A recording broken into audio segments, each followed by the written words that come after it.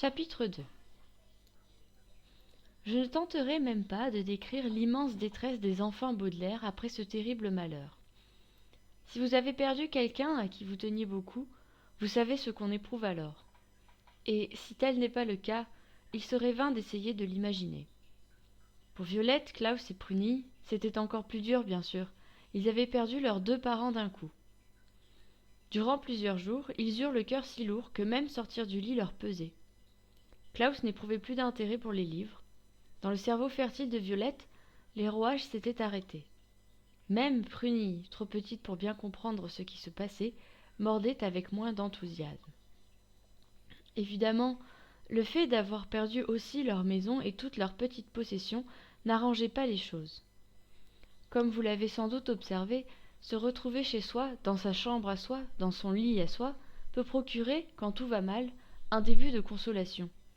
Or, les lits des enfants Baudelaire avaient été réduits en cendres. Monsieur Pau les avait emmenés sur les décombres de la grande demeure, dans l'espoir d'y trouver quelque objet récupérable, mais le spectacle avait été un crève-cœur. Dans la fournaise, le microscope de Violette s'était mué en masse informe, le stylo de Klaus en serpent rôti, et tous les anneaux de dentition de Pruny avaient fondu. Ici et là, les enfants avaient repéré des vestiges de ce qu'ils avaient aimé. Un bout de queue de leur piano à queue, l'élégant flacon un peu tordu dans lequel leur père mettait son eau-de-vie, le coussin roussi de la banquette où leur mère s'asseyait pour lire. Privés de nid, les enfants Baudelaire n'avaient d'autre toit pour se remettre du choc que celui de la maison Pau, laquelle n'offrait pas grand réconfort. Monsieur Pau, très occupé, entre autres à régler les affaires Baudelaire, n'était que rarement chez lui, et lorsqu'il rentrait, ses quintes de tout l'empêchaient pour ainsi dire d'avoir une conversation. Madame Pau avait acheté pour les orphelins des vêtements de couleur ridicule et qui grattaient horriblement. Quant aux enfants Pau, Édouard et Edgar, c'étaient 2 gaillards aussi tapageurs qu'odieux, avec qui les enfants Baudelaire partageaient une chambre étroite à l'odeur suspecte, un peu celle d'une fleur carnivore. Malgré ces conditions désastreuses, les 3 enfants eurent un frisson d'appréhension lorsqu'un soir, au dîner, triste dîner de poules bouillies avec des pommes de terre bouillies et des haricots verts bouillis, Monsieur Pau annonça qu'il quittait la maison le lendemain. « Parfait, déclara Édouard, un bout de patate coincé entre ses dents de devant. On va récupérer notre chambre. Pas trop tôt. Violette et Classe sont des bonnets de nuit. Avec eux, on s'embête comme des rats morts. Et la petite rabougrie est tout le temps en train de mordre, ajouta Edgar en jetant par terre un os de poulet comme un sauvageon de l'âge de pierre et non comme le rejeton d'un honorable banquier. Mais pour aller où s'inquiéta Violette. Monsieur Pau ouvrit la bouche, mais fut pris d'une quinte de toux. Je me suis arrangé, dit-il enfin, pour vous confier au bon soin d'un parent à vous, un parent éloigné qui habite à l'autre bout de la ville. Le comte Olaf, c'est son nom. Les enfants Baudelaire s'entre-regardèrent incertains. D'un côté, ils n'avaient aucune envie d'habiter plus longtemps chez les Pau. D'un autre côté, ils n'avaient jamais entendu parler de ce comte Olaf et se demandaient à quoi s'attendre. Le testament rédigé par vos parents, reprit M. Pau, précise que vous devez être élevé avec le moins de bouleversements possible. En restant dans notre bonne ville, vous serez dans un environnement familier. Et ce comte Olaf est le seul de votre famille à vivre dans les murs de notre belle cité. Klaus médita là-dessus une minute en mâchouillant un haricot vert hautement résistant. Mais jamais nos parents ne nous ont parlé de ce comte Olaf, dit-il. Quel est son lien de parenté avec nous, au juste ? Monsieur Pau soupira et jeta un regard à Pruny qui écoutait intensément, les dents plantées dans sa fourchette. C'est un cousin éloigné à vous. Petit-neveu d'un arrière-grand-oncle de votre arrière-arrière-grand-mère ou arrière-grand-oncle d'un petit-neveu de votre arrière-arrière-grand-père, peu importe. Ce n'est pas votre plus proche parent dans l'arbre généalogique, mais c'est le plus proche géographiquement. C'est pourquoi, même s'il habite en ville, coupa Violette, pourquoi nos parents ne l'ont-ils jamais invité ? Sans doute parce qu'il est très occupé. Il est acteur de théâtre et fait souvent de longues tournées à travers le monde. Je le croyais comte, objecta Klaus. Il est les deux, dit M. Pau. acteur et conte. Et maintenant, les enfants, je m'en voudrais de vous bousculer, mais il est grand temps pour vous de réunir vos affaires. Pour ma part, je retourne à la banque, j'ai encore 2 ou 3 choses à régler. Tout comme votre nouveau tuteur, je suis quelqu'un de très occupé. » Les enfants Baudelaire auraient bien aimé poser d'autres questions, mais M. Pau s'était levé de table. Il les salua d'un petit geste et quitta la pièce. Ils l'entendirent tousser dans son mouchoir, puis la porte d'entrée grinça. Il était parti. « Bien, conclut Madame Pau. Allez vite faire vos bagages, vous trois.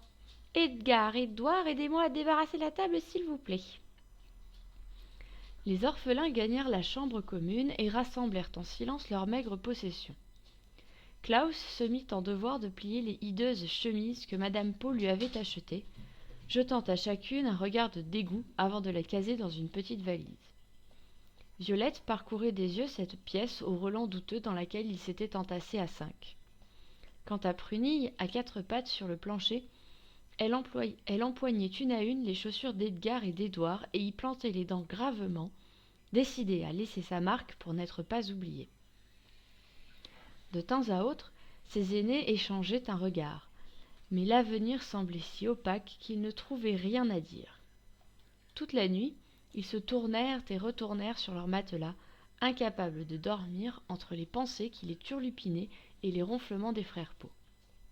Pour finir, M. Pau frappa à la porte et passa la tête par l'entrebâillement. « Debout, enfants Baudelaire, il est l'heure d'aller chez le comte Olaf. » Violette embrassa du regard la chambre pleine à craquer. Elle avait beau détester cette pièce, la quitter ne lui disait rien de bon. « Déjà » murmura-t-elle. « Là, maintenant, tout de suite ?» M. Pau ouvrit la bouche, mais dut tousser à 5 ou 6 reprises avant de répondre. « Oui, là, maintenant, tout de suite. Je vous dépose chez le comte en allant à la banque. Il faut donc nous mettre en route au plus tôt. Levez-vous, je vous prie, et habillez-vous presto !» C'était dit rondement, comme pour accélérer le mouvement. Et les enfants Baudelaire quittèrent la maison Pau. L'auto de M. Pau partit en tout ce temps le long des rues pavées, en route pour le lointain quartier où vivait le comte Olaf. Ils doublèrent des voitures tâche-chevaux et des motocyclettes pétaradantes le long de l'avenue Moche-Marasme. Ils passèrent devant la fontaine Aléa, énorme pièce montée aux sculptures tarabiscotées qui crachait de l'eau quand l'envie lui en prenait. Ils passèrent devant le monticule de terre qui avait été jadis l'entrée des jardins royaux. Puis, l'automobile s'engagea dans une petite rue engoncée entre 2 rangs de bâtisses en briques et se rangea peu après à mi-chemin du carrefour suivant. « Nous y voilà !» annonça M. Pau d'un ton qui se voulait enjoué. « Vous avez sous les yeux votre nouveau logis. » Les enfants Baudelaire regardèrent par la portière. Devant eux se dressait la plus jolie maison de la rue. La façade était pimpante et toutes sortes de plantes éclatantes de santé prenaient l'air devant les fenêtres grandes ouvertes. Debout à la porte, la main sur une poignée de cuivre bien briquée, une dame d'un certain âge, élégamment vêtue, souriait à la vue des enfants. De sa main libre, elle tenait un pot de fleurs. « Bonjour tout le monde !» lança-t-elle gaiement. « Vous êtes les enfants que le comte Olaf adopte, je suppose. »« Oui, c'est nous !» répondit Violette en ouvrant la portière. Et elle s'élança pour serrer la main de la dame. C'était une petite main chaude et ferme, et pour la première fois depuis des jours, Violette eut l'impression que, peut-être, sa vie et celle de ses cadets prenaient un tournant heureux après tout. « Bonjour, je suis Violette Baudelaire, et voici mon frère Klaus et ma petite sœur Prunie, et Monsieur Pau, qui s'est chargé de nous depuis la mort de nos parents. »« Oui, j'ai entendu parler de ce terrible incendie, » répondit la dame en serrant les mains tendues. « Je suis la juge Abbott. Enchantée. »« La juge ?» s'étonna Klaus. « Pas très courant comme prénom. »« Ce n'est pas mon prénom, » dit la dame. « C'est mon titre. Je suis juge à la haute cour. »« Oh, ça doit être passionnant, » dit Violette. « Et vous êtes mariée au comte Olaf ?»« Dieu du ciel, non !» s'écria la juge Abbott. « Je le connais d'ailleurs assez peu. Nous sommes seulement voisins. » Les enfants détournèrent les yeux de la maison pimpante pour suivre le regard de la juge. La maison voisine était une bâtisse miteuse, aux briques noires de crasse et de suie. Ses 2 malheureuses fenêtres, étroites et tout rideaux tirés, n'avaient pas jugé bon de s'ouvrir au soleil printanier. Au-dessus d'elle s'élevait une tourelle un peu de guingois, avec une lucarne au perché. La porte d'entrée aurait eu bien besoin d'un coup de pinceau. Dans son bois pelé, au beau milieu, était gravé un œil saugrenu.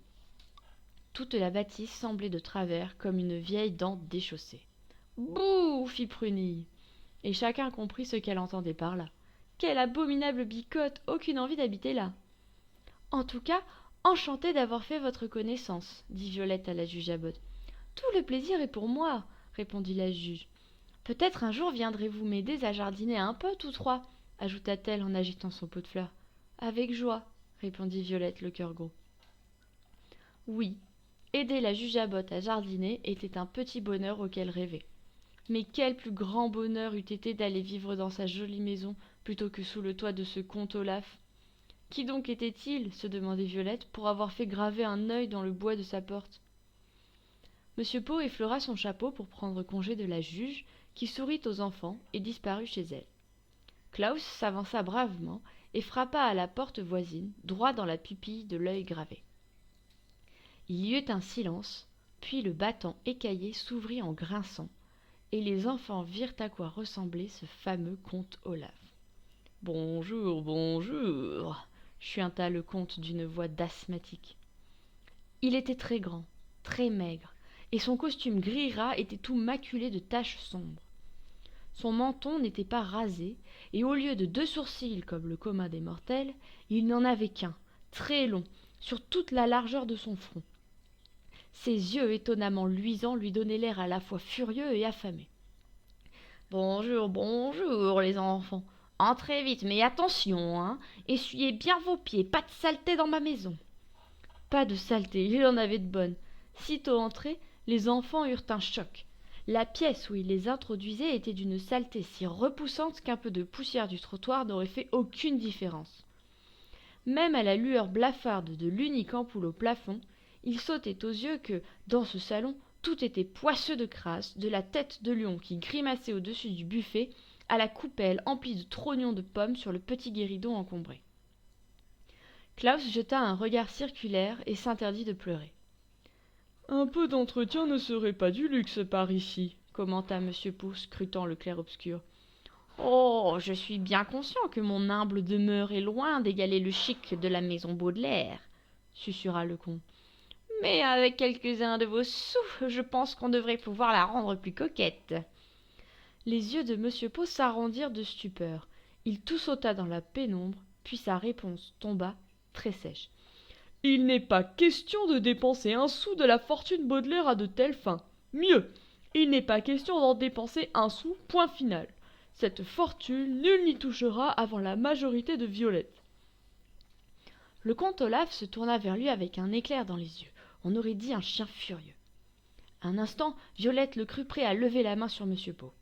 Mais il avala sa salive. Les enfants virent sa pomme d'Adam monter et redescendre dans son cou décharné. Puis il haussa les épaules sous sa veste fripée. « Fort bien, peu m'importe. Merci infiniment, Monsieur Pau, de me les avoir amenés. Venez, les enfants, que je vous montre votre chambre. » Monsieur Pau regagna l'entrée. « Au revoir, Violette. Au revoir, Klaus et Prunille. J'espère que vous vous plairez ici. Je reviendrai vous voir de temps à autre, et vous pourrez toujours me joindre à la banque si vous avez des questions à me poser. »« Mais nous ne savons même pas où est la banque, » objecta Klaus. « J'ai un plan de la ville, » coupa le comte Olaf. « Au revoir, Monsieur Pau. » Il s'avança pour refermer la porte sur son visiteur, et une vague de désespoir submergea les enfants. À cet instant, ils auraient donné cher pour retourner chez Monsieur Pau, malgré Edgar et malgré Édouard et malgré les odeurs bizarres. Dans leur désarroi, ils baissèrent le nez. Et c'est ainsi qu'ils virent tous trois la même chose en même temps. Dans ses souliers éculés, le comte ne portait pas de chaussettes. Et, sur le pan de cheville blanchâtre qu'on entrevoyait au bas du pantalon élimé, un œil féroce était tatoué, pareil à celui qui ornait la porte. Alors, Violette et Klaus, en silence, se posèrent les mêmes questions. Combien de ces yeux les épiaient, en tout, dans cette sinistre maison? Y aurait-il, à tout jamais, jusqu'au dernier de leur jour, l'impression d'être surveillés, même lorsque le comte Olaf ne serait nulle part alentour?